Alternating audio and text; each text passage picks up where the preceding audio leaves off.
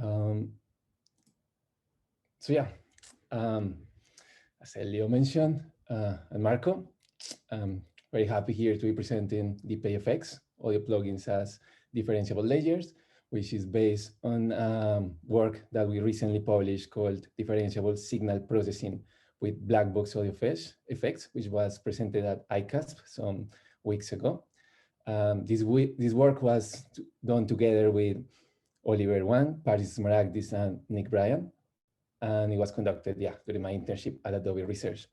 So um, maybe I do a sound check here. Maybe I'm gonna play some bass sounds. Let me know if you hear this.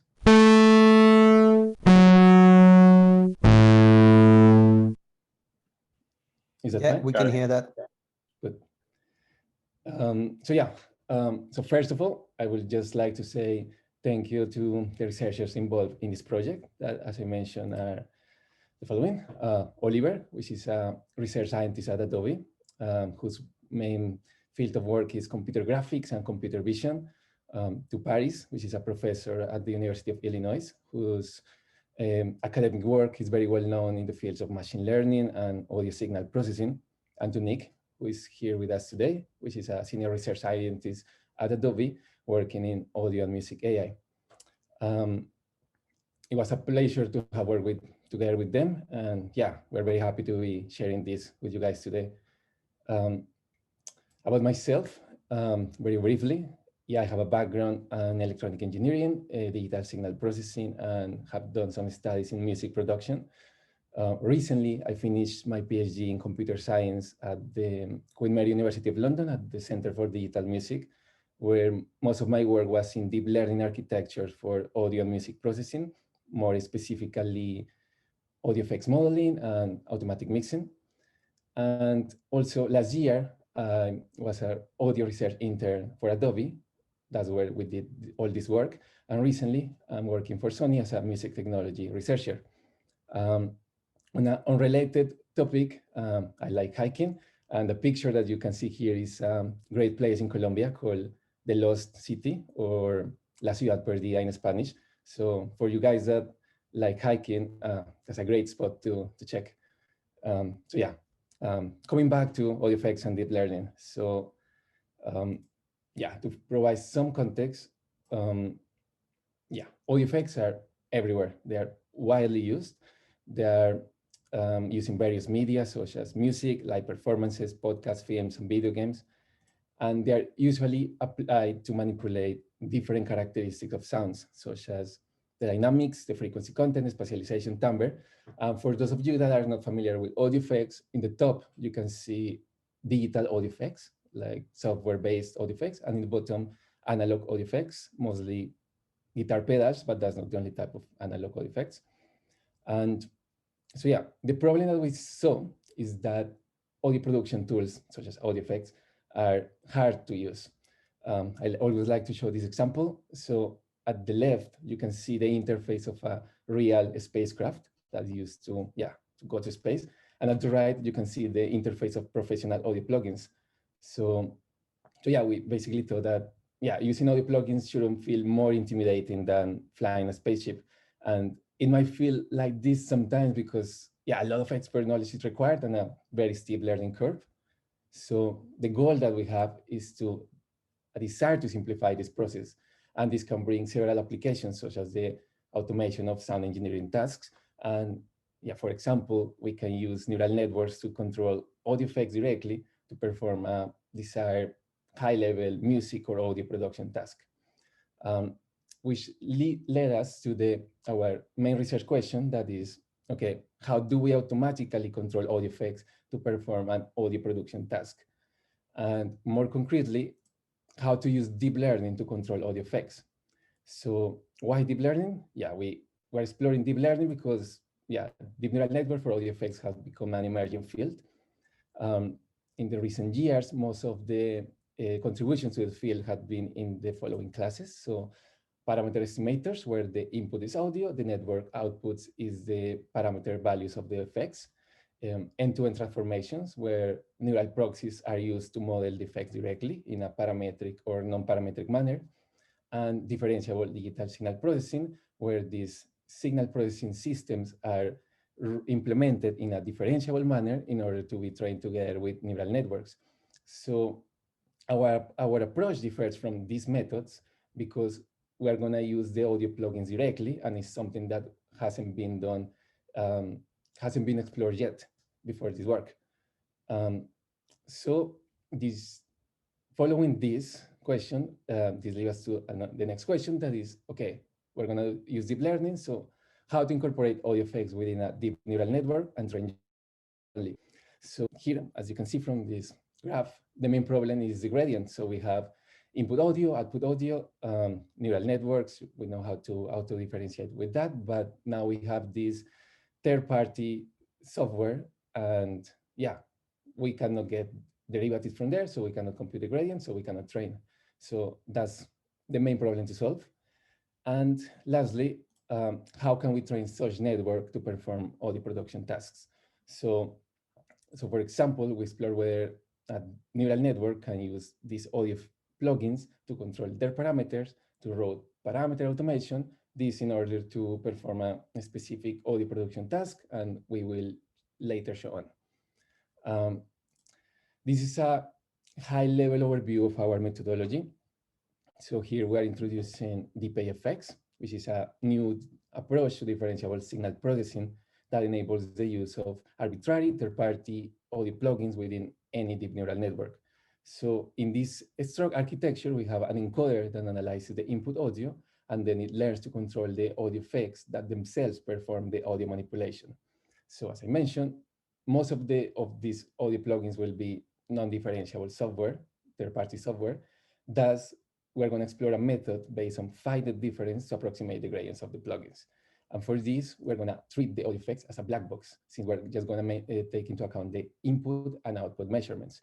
So this black box, which is a set of audio plugins, could be one, could be several in series, has as an input the audio segment that's going to process and the parameter values. So for our application, we're going to approximate the gradient only for the parameters. For the input audio, we just ignore that gradient, although that could be some future direction of work.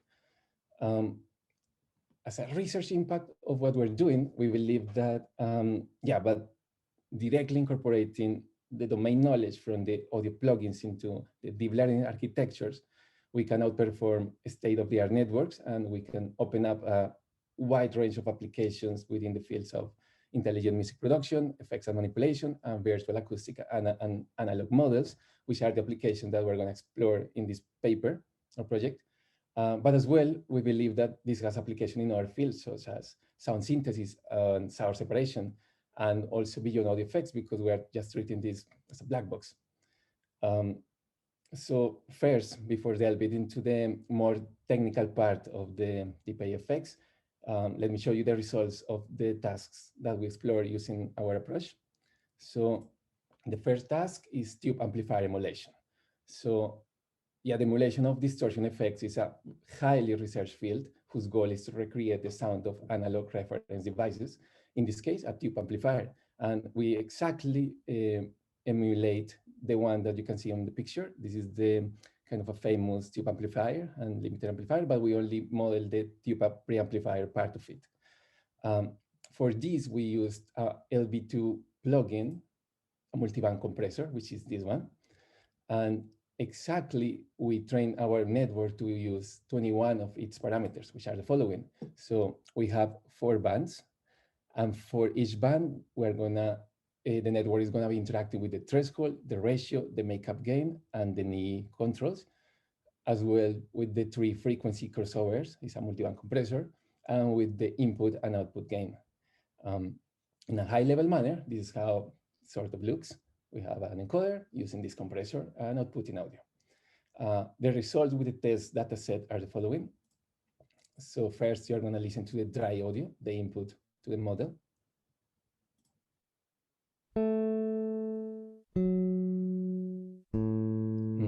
This is the sound of the real analog tube amplifier.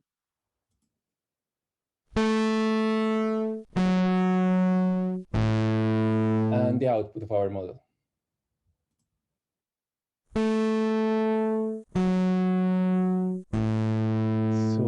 I know how the sound quality through Zoom, but as maybe you were able to tell that there's a lot of similarities and also some differences, but I think overall it's quite remarkable that to obtain this type of result with just a multiband compressor, because this is a field that very complex mathematical models and also neural network proxies have predominated recently. Um, the second task that we explore is non-speech sound removal. So removing non-speech vocal sounds such as breaths or lip smacks or lip pops is a common task performed by sound engineers. And this is usually done by manually editing the waveform or sometimes using audio processors such as a noise gate. And both of these approaches can be time consuming and they require expert knowledge of how to use this noise gate or how to manually edit the audio waveform, which is very time consuming.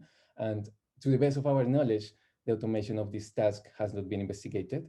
So for this task, we're gonna give to the encoder a multiband noise gate, which is the following, this is one. And we're gonna use the encoder to control 17 of its parameters, which are these ones.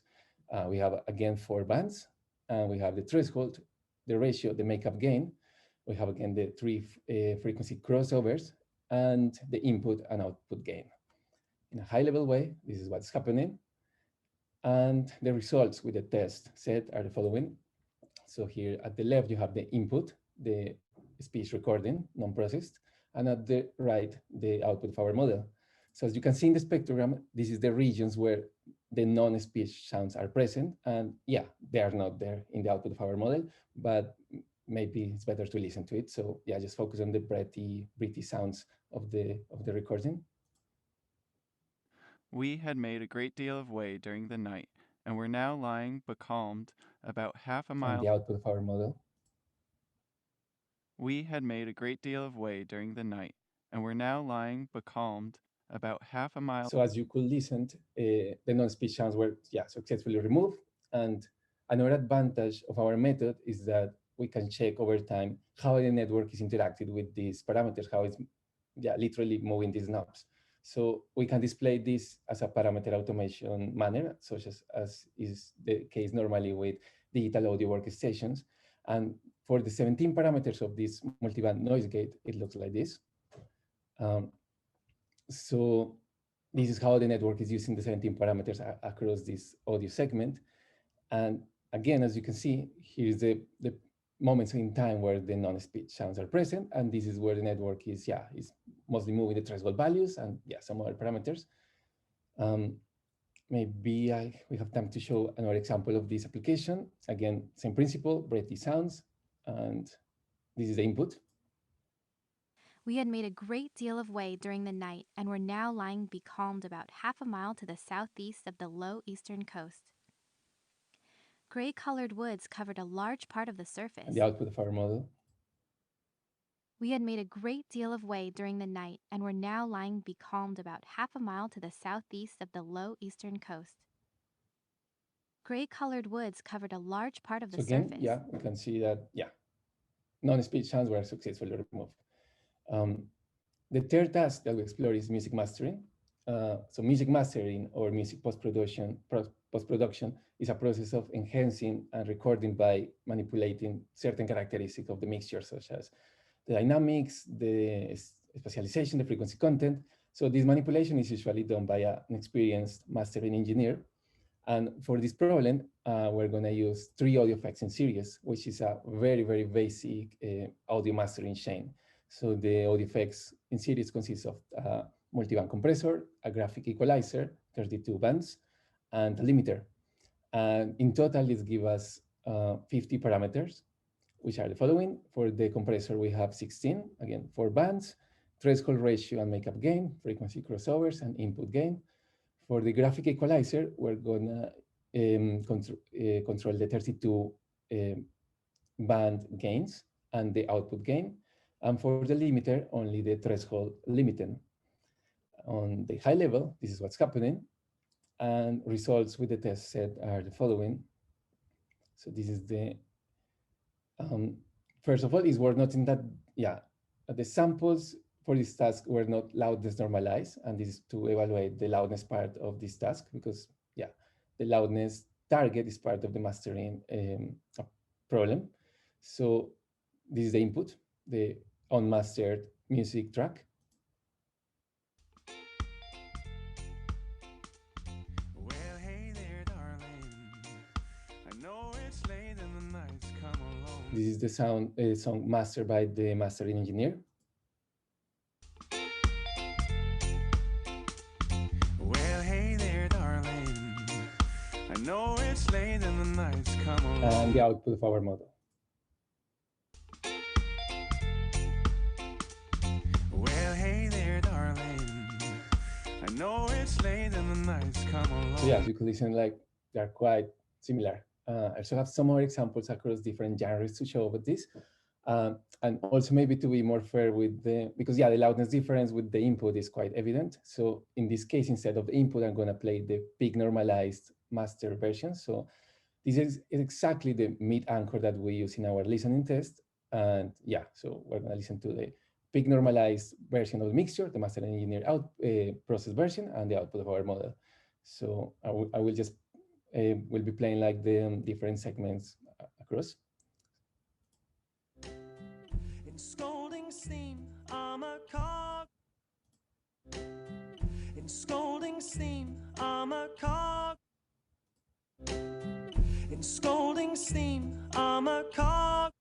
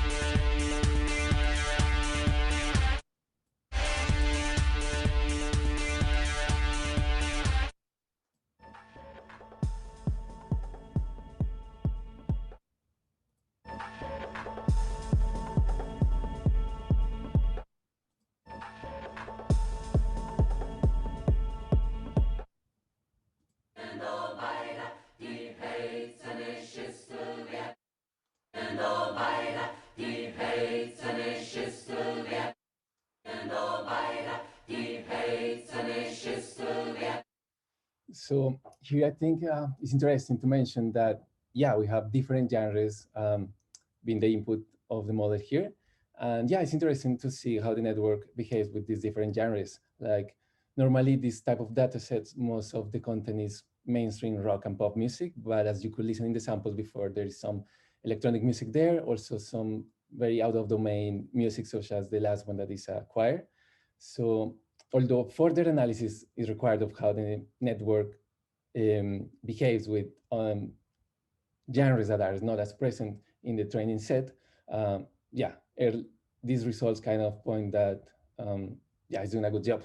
So yeah, coming back to our proposed methodology, so the technical part of our work, this is the DeepAFx.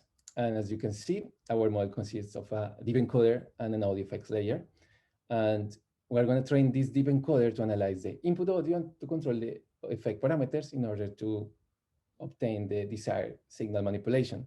And in this way, we only require input and target paired audio data, and we will train this in a supervised manner, end to end, without the need of the labels of the parameters, values of the audio effects. And as we mentioned before, the challenge that we have here is that to train this type of network with a non-differentiable layer that corresponds to the audio effect, yeah, how are we going to do this? So we're going to use a gradient approximation scheme that allows us to train the whole network in a standard auto-differentiation graph, as is usually done in deep learning applications. And this approximation scheme that we're going to use is based on finite difference. So first, to provide some context, I'm just going to, in a very high-level manner, explain how is the gradient approximation via finite difference conducted. So we have this function, and we have the function evaluated at a certain point. In this case, the point is theta. And the true derivative at this point is the following. So that's the true derivative. And the gradient approximation with finite difference, what it does is that it will take a backward and forward measurement of this function, and this by a constant epsilon. And these two um, measurements of the function will allow us to approximate the derivative in this manner. That's the approximate derivative of this function at that point, theta.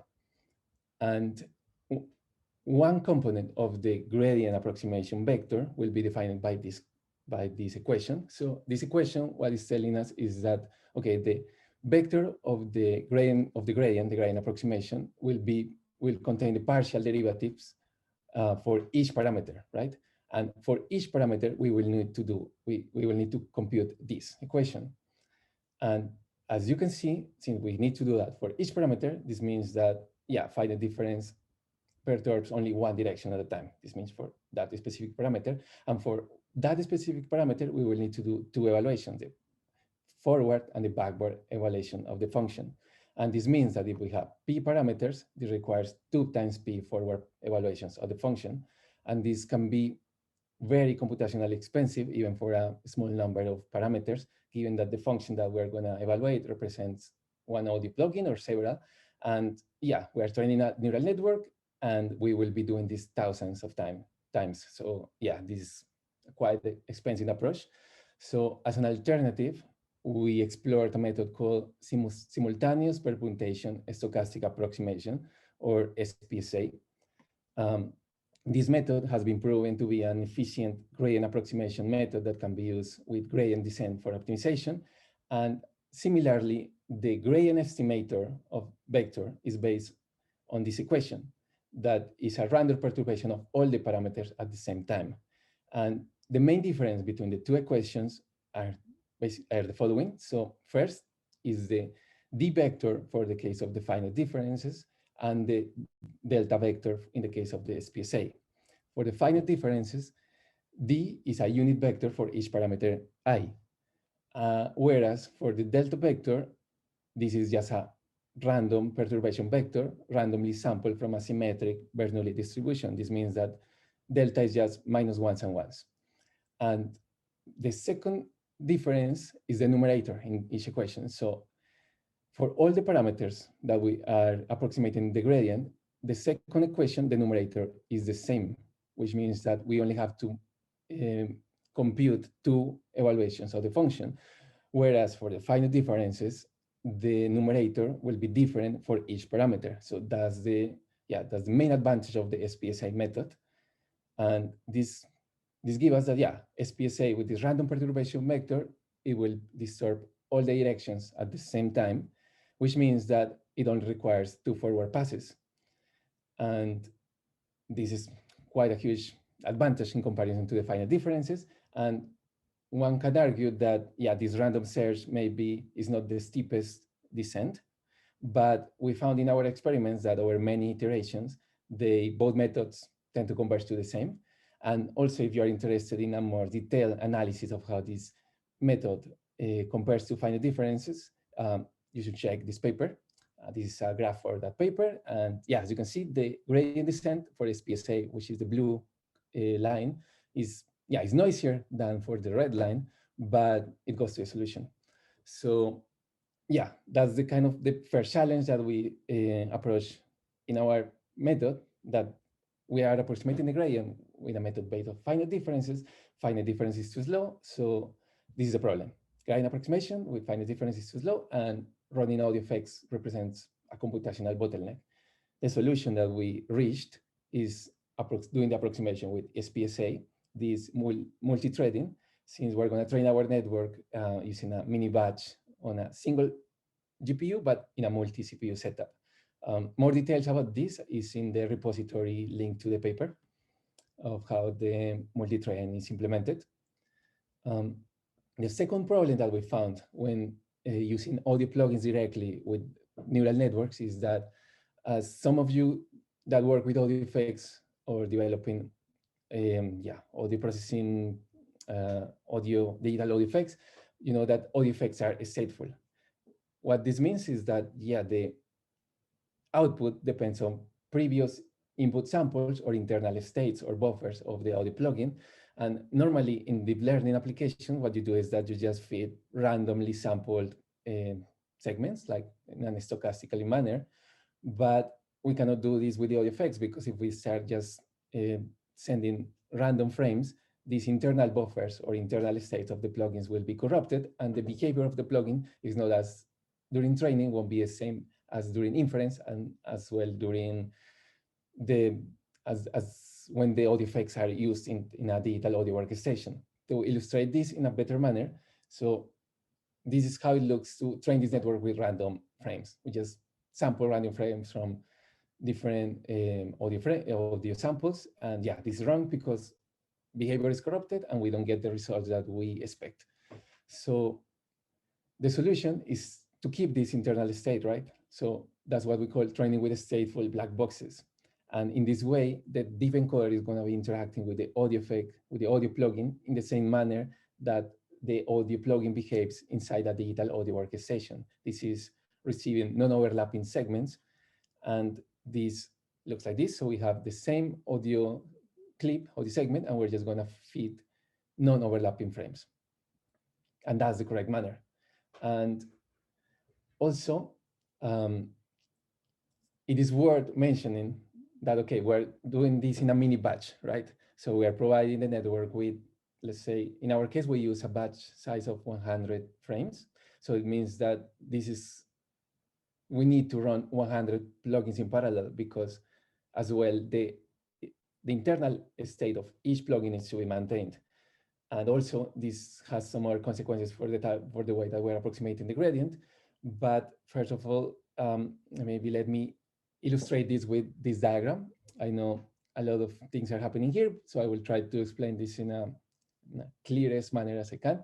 So here we have a batch size of 3. So we have maybe, yeah, so yeah, we have 3 frames, 3 files. The input is this large input frame, which in our experiments, the large input frame that goes to encoder is approximately 41,000 samples at 22 kilohertz of sampling rate. So it's almost 2 seconds.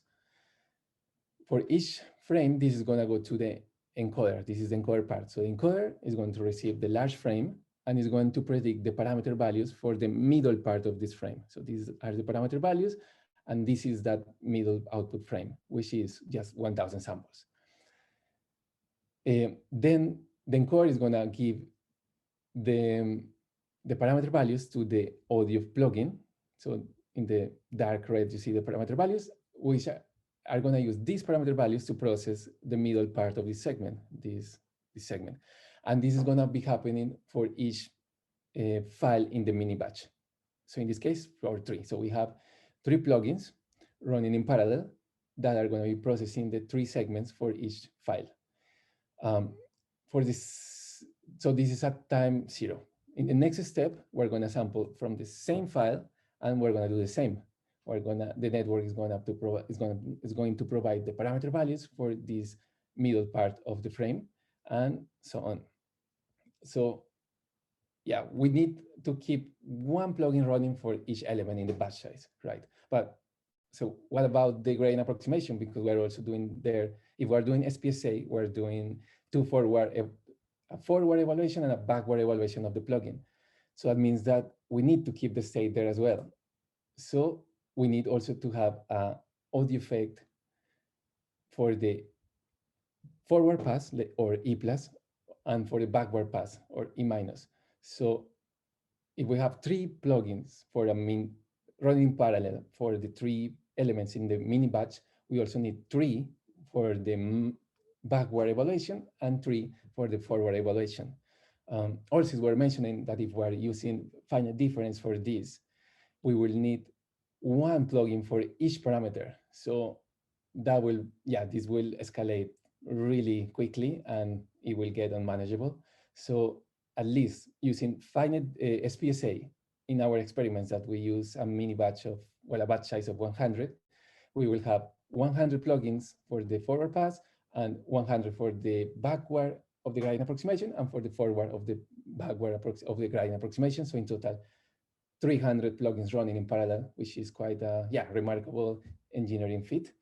Um, Maybe to provide some kind of illustration of the computational times, if we're training for one epoch, which is just 1,000 steps with a batch size of 100, and we have one parameter, 10 parameters on 100 parameters, this is the time that requires for finite difference versus our method to compute. So our method, it will be independent of the number of parameters. So each epoch will be always be 3 minutes. Whereas for finite difference, yeah, this escalates quite fast. Like for 100 parameters, we have already 8 hours per epoch, which is, yeah, our method is in this case 156 times faster. Um, so another problem that we encounter when using audio plugins with neural networks is that these audio effects introduce a frequency dependent delay, or normally called in signal processing group delay, and this affects the loss function. So what is group delay? Is basically, yeah, some delay that is going to affect only certain frequency components, and this normally occurs in, yeah, most of the audio effects that are multiband. So it's a delay that we cannot compensate beforehand. And if our output of the effect is delayed and our target is not delayed, computing a loss function in the time and frequency domain, yeah, won't work. So we have proposed a delay invariant loss function where basically using cross correlation, we take care of this, we approximate this delay, we time align the signals, and sometimes as well the effects will do a phase shift of 180 degrees, which means multiplying the audio by, is, it could be seen as multiplying the audio segment by -1. And also we need to take care of that. So how this looks, this is actually um, audio from the output of the multiband compressor. So in black, we have our target, and in blue, we have our prediction. So this is before doing any computation of the delay invariant loss function. So as you can see, if you have these two audio waveforms that you want to compute a loss function in the time or frequency domain, yeah, the results will be corrupted by this time delay, because actually the signals are very close, but the loss function won't tell you so. So first we time align, and this is how it looks when it time align, and then we check whether it has been shifted by -1 or 1, and this is how it looks with the right phase orientation and with the right time alignment. So now when you compute the loss function between these two segments, the results will show you, yeah, that the target and prediction are quite actually close. Um, the next problem that we found is that, so when you are training these audio plugins in series, such as is the case of the mastering task, the convergence and the gradient propagation are affected due to the initial state of the parameters and to complex nonlinearities, such as the case of the limiter. So the solution for this is a progressive training where we add one effect at a time. This is inspired by a method that was, yeah, some years ago, it was quite popular in autoencoders and deep learning, where I think it's called greedy wise layer training, where you just add one layer, you train, and then you add the other one and you train. I think this is not anymore usually done in deep learning applications, but we, inspiring that, we are doing a progressive training. So we just add one effect and we train. And also for each plugin, we will initialize it to its default values, because sometimes if the network is random initialized, it means that it will start with a random set of parameters, and sometimes those parameters will start, yeah, in a very, very difficult training point. And sometimes, depending on the audio effect, for example, if it's a limiter, it has this very heartbreak nonlinearity, sometimes it won't train. So we initialize each plugin with its default values, or to the values that we believe are relevant for the application. To illustrate this, we kind of monitor the gradient, and this is the magnitude of the gradient across the parameters. So in the first case, you have the compressor. This is kind of the gradient is behaving during training. When we add the EQ, you can see the magnitude of the gradient arising, but then the training continues. When the limiter is added, as well, this happens, and as well, the network, yeah, the gradients become big as well. Maybe in a closer look, this is at the beginning. So this is the compressor. And I think that's also cool to see what parameters are giving you most of the gradient. And in this case are the last parameters of the compressor, which interestingly corresponds to the frequency crossovers. So first the network starts fine-tuning these frequency crossovers. Then when the EQ is added, some other parameters in the compressor have a large gradient, but as well some frequency band gains. And when the limiter is added, yeah, we can see across the, the parameters how the gradient is divided. But of course, this needs like a further analysis, but I think it was interesting to show. So yeah, coming back to our applications, we perform a listening test. So in order to test, yeah, whether how good is our model. So in this listening test, participants were asked to rate various samples according to the similarity relative to a reference sound. So for example, a sample processed by a sound engineer or a recording from the original analog device in the case of the tube amplifier emulation. So for the tube amplifier emulation, these are the results of the listening test. So we have a LA, low anchor, which is the dry audio, non-processed audio. We have a mid anchor that is the output of a distortion plugin with a static preset. The high anchor is just the reference repeated, the reference being the real recording of the real tube amplifier. We have our method, and as a baseline, we also compare with a state-of-the-art network for distortion emulation of audio effects. So as you can see, the state-of-the-art method, or CAFX, ranks above our model, which is reasonable considering that it corresponds to, yeah, one of the recently state-of-the-art networks for distortion modeling.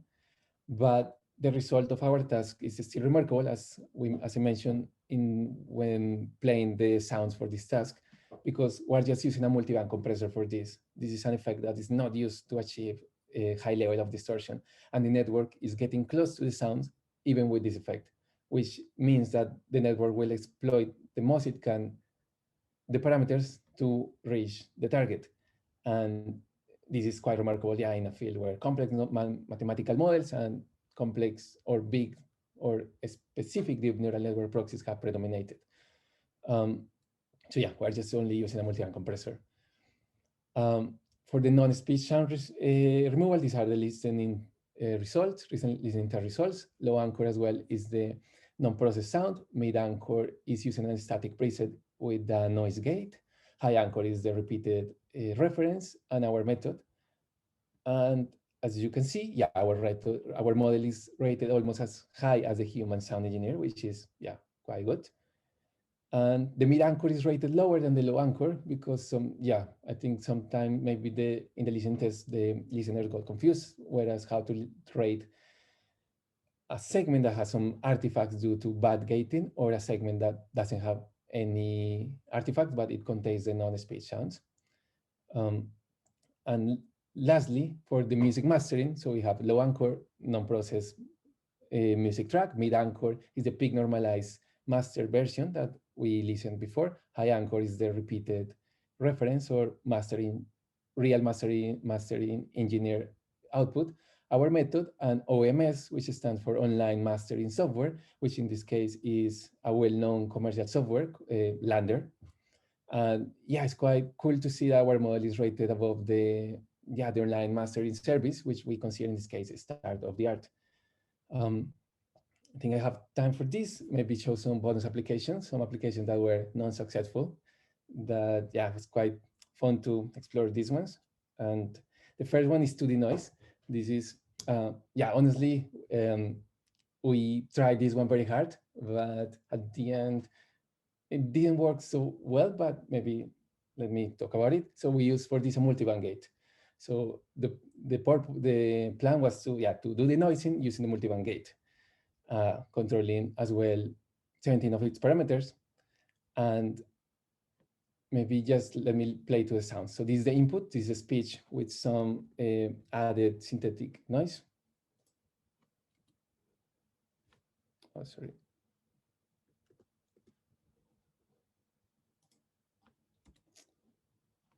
I think I have a problem with the pointer.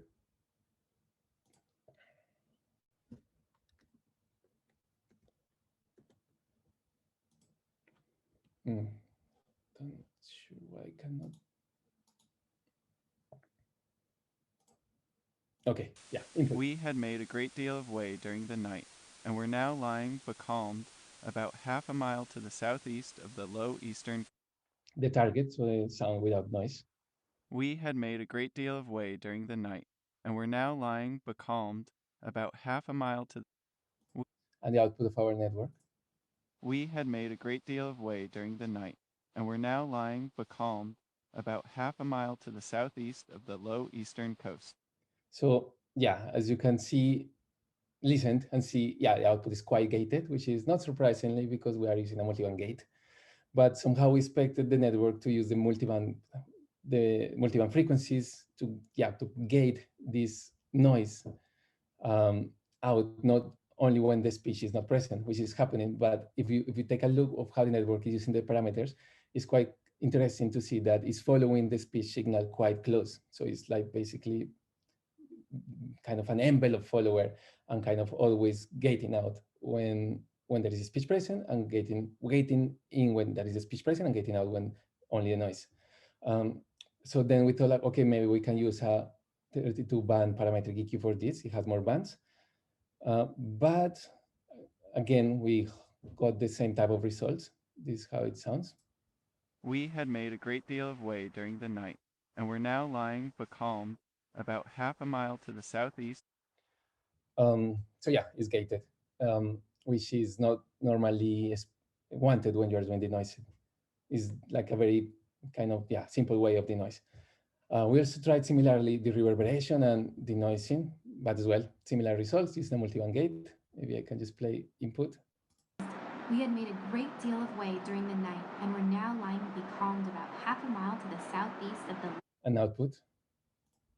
We had made a great deal of way during the night and were now lying becalmed about half a mile to the southeast of the low eastern coast. So yeah, again, it's gated, and as well the network is doing this very heavy envelope following and never allowing the speech to be distorted. So that's what's happening. Like it's always outputting speech, non-distorted speech, but always with the background reverb or noise. Another application that we explore is to restore and enhance speech recordings, this EQ, via EQ augmentation. So what this means, so we have this data set where we have um, the raw speech recordings and the enhanced speech recordings. So this in a master inversion manner. So in order to make this more interesting, what we did is that we corrupted the clean speech, the non-processed speech, with some EQ augmentation. So we applied a lot of different EQs to the input speech, and we expected the network to recover from the badly EQ speech and to do the mastering process, because we already saw that the network is able to do mastering for music, mastering for speech. Yeah, it can do it. That was kind of, let's say, easy for the network, but can it master while also doing EQ restoration? So for this, we also use the three audio effects in series as in the mastering chain. And this is how it sounds. So the input is a badly EQ speech. We had made a great deal of way during the night and were now lying becalmed about half a mile to the southeast of the low eastern coast. The target, so the enhanced speech by a mastering engineer, We had made a great deal of way during the night and were now lying becalmed about half a mile to the southeast of the low eastern coast. and the output of our model. We had made a great deal of way during the night and were now lying becalmed about half a mile to the southeast of the low eastern coast. So yeah, I think as you could listen, it kind of matched the loudness, but then the EQ, badly EQ was not recovered. And yeah, maybe it's something, another future work or future direction. So yeah, to finalize, um, these are the main contributions of our paper. So we are providing a differentiable black box audio plugins framework for deep learning applications. These with a fast gradient approximation with SPSA or via multi-threading. We're going to also explore training networks with the stateful black boxes, so keeping the state of the audio plugins with when training. Also a delay invariant loss function that takes care of the group delay, and a training procedure for audio plugins in series. And as a conclusion, um, yeah, we propose a model, a novel model that enables new automatic audio effects tasks comparable or better than commercial solutions and achieves near human performance. Um, More details about the project, paper, demo, audio samples can be found in this link.